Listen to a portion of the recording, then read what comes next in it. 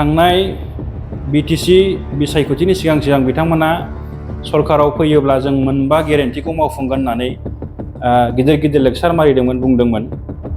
दा दिनै सरकारा बोसोरसे थांबाय, बै मोनबा गेरेन्टिनि बबे मोनसे गेरेन्टिया दिनै एखेबारे सरकारि बाबै मोनसे माबानि गेजेरजों सिस्टेमनि गेजेरजों जों मावफुंजादों, बेखौ जोङो सोंनो लुबैदों बा सन्देह जादों। थांनाय बीटीसी बिसायख'थिनि सिगां बिथांमोना सरकाराव फैयोब्ला जों मोनबा गेरेन्टिखौ मावफुंगोन होननानै गिदिर लेक्सार मारिदोंमोन बुंदोंमोन। दा दिनै सरकारा बोसोरसे थांबाय, बै मोनबा गेरेन्टिनि बबे मोनसे गेरेन्टिया दिनै एखेबारे सरकारि बाबै मोनसे माबानि गेजेरजों सिस्टेमनि गेजेरजों जों मावफुंजादों, बेखौ जोङो सोंनो लुबैदों बा सन्देह जादों।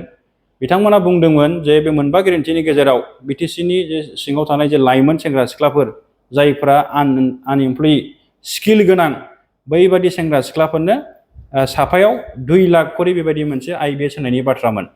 दा नैबेयो गोदान मोनसे जेनेबा फाइनान्सियेल इयार, थांनाय फाइनान्सियेल इयार बिथांमोना मोनबाय, बै फाइनान्सियेल इयार मोननायावहाय बिथांमोनखौ रानदों होननाय खोनादों।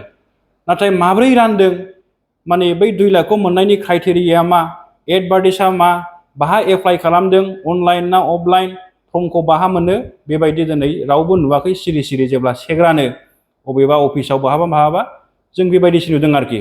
दा सरकारि बेबायदि आसनिखौ गावसिनि पार्टिनि माबाजोंहाय लाङोब्ला बेवहाय जाहा निस्सय बुंनांगौ दङ, हयथ' बीटीसीनि लाइमोन सेंग्रा सिख्लाफ्रा बेखौ नोजोर होदों।